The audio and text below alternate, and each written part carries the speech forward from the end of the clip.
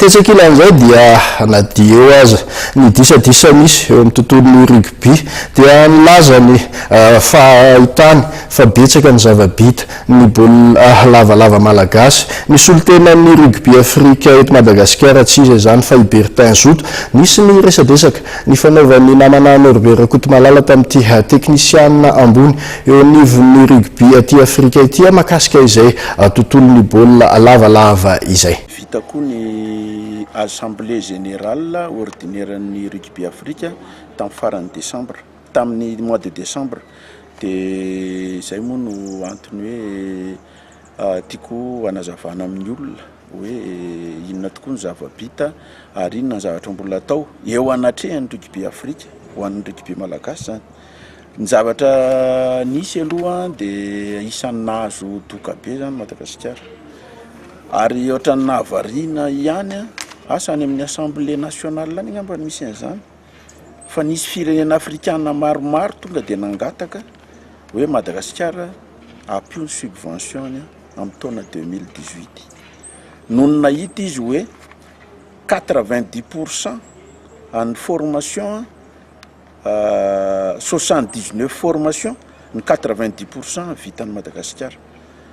Ny compétition ireny raha mahita reny moa hoe ny résultat aloha iny ny junior de ny fahabetsahan'ny olona zay raha mahita fa tsy miova mihitsy zany nahita ny final tsika Tunisie sy Sénégal zay tena tsy nisy mpijery mihitsy. Ny malaza de hoe Kenya, Zimbabwe, Namibie de nefa ireo olona ireo ange nazava tsara ny tenin'ny mpikambana rehetra miakina amin'ny rugby, miakina amin'ny Afrique du Sud daholo satria mandray anjara amin'ny tournoi sud-africaine niveau ambany ny équipe nationale ireo firenen'ireo.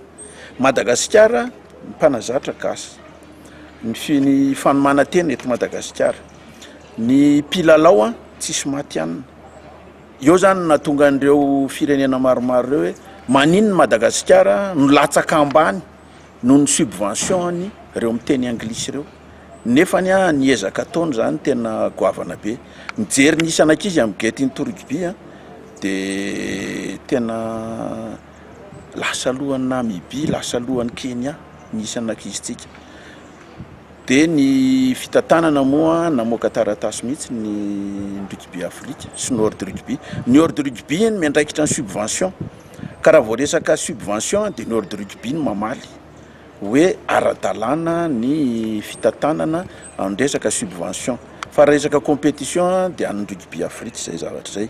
Ka ny tena nangatahan'ndrareo tany amin'ny évaluation 2015 farany 2015 talohan'ny nahafatesan'ny Jean-Luc de ny azy de ny hoe qualité ny tadiavana amin'ny Madagasikara manomboka 2016 satria ny quantité de fiaraha-mahalala fa ny qualité na public, qualité na entraîneur, qualité na inty ny équipe nationale sisa ary directive avy any amin'ny rugby Afrique na tonga an'le hoe restructuration. Tsy ny fédération mihitsy no ny topo-kevitra amin'ny restructuration hoe ny top 14 na ny compétition ambonimbony de tokony an'ny fédération. Ny rugby Afrique nametraka an'izay ary izy nametraka fa ny asan'ny RDO de ny manara-maso ny fanatanterahana ny directive apetraky ny rugby Afrika.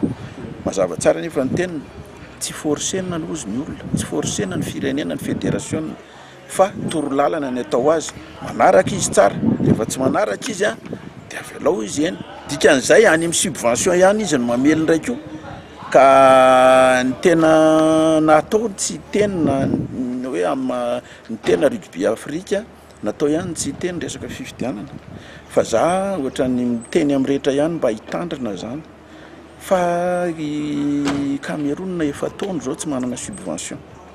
I Maroc vao tamin'ny herintaona na subvention. Tunisie amin'izao fotoana de miatona eo tapon-doha ny antso be fanapahana ny subvention ny fikorontanana ny fédération.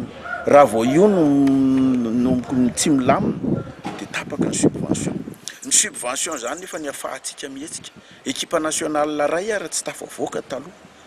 Tamin'ny taorina tato anatin'ny telo taona efa taona be de be ny équipe nationale tafavoaka noho ny fikadinany subvention sy fifanaovana ny formation indrindrindrindra ny gediny to rugby ka izay ny ataoko hoe aleo samy mitandrina dôly ihany tsy hidirana politika ny sport ary ny fitantanana rehefa mba hoe ara-dalàna oka tsy ho sokatain isy taratasy moa avy any amin'ny rugby Afrika mana ohatrany hoe misaotra antsika amin'ny fitantanana hatramin'izao